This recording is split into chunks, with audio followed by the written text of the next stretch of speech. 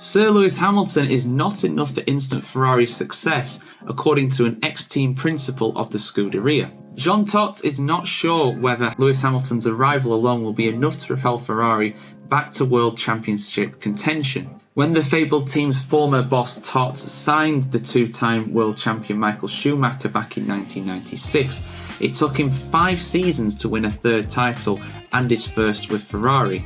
It was also Ferrari's first title since 1982, which was 18 years before 2000 when they won it again. Hamilton's arrival will give the fans at Ferrari a 9 out of 10.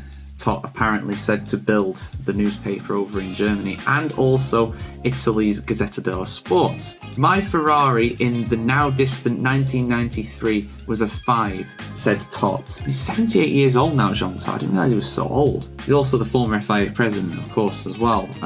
Everyone is now wondering if it's going to be Hamilton's arrival that'll be enough to aim for the world title.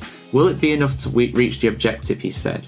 To win the championship, you have to be perfect. The Ferrari of the recent period has been sometimes found itself fighting for the World Championship, but without ever succeeding in the enterprise. That's true. I mean, 2017 and 18, Vettel had a decent championship charge. Leclerc looked like he was in the window to be able to win in 22, but both times they fell short, and it was quite embarrassing. But on the flip side of things, they've been anything but perfect in 2012 and 2010, and they came close there too with Fernando Alonso, but it just wasn't to be, unfortunately. No championship for Ferrari of any kind since 2008, so it's 16 years it'll be this year if they don't manage it, which on their current form, they're not going to manage it. It's going to be another year. The last step, the decisive one, was missing. And Todt has said that the last step for Ferrari will need to involve more than just signing Hamilton. He said, and I quote, "Currently other teams have more opportunities like Red Bull. Ferrari will have to work to follow their example. There will always be 2 excellent drivers in Maranello. After all, it's everyone's dream to drive a red single-seater. Yet even Michael, when he arrived at Ferrari, had to wait 4 years before winning his first title with us. Patience and work are required," he said. And I'm with him. I'm with him on this one. Saying that Hamilton is going to be the final piece of the puzzle by himself, I think that's quite optimistic for Ferrari fans, to say the least. I don't think many of them are thinking that. What they are thinking is that they're going to get one of the best drivers in the history of Formula 1 and a 7-time world champion driving for the team, the most successful man in the sport's history.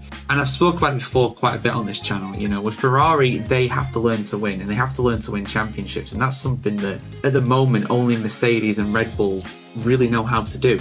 Look at McLaren.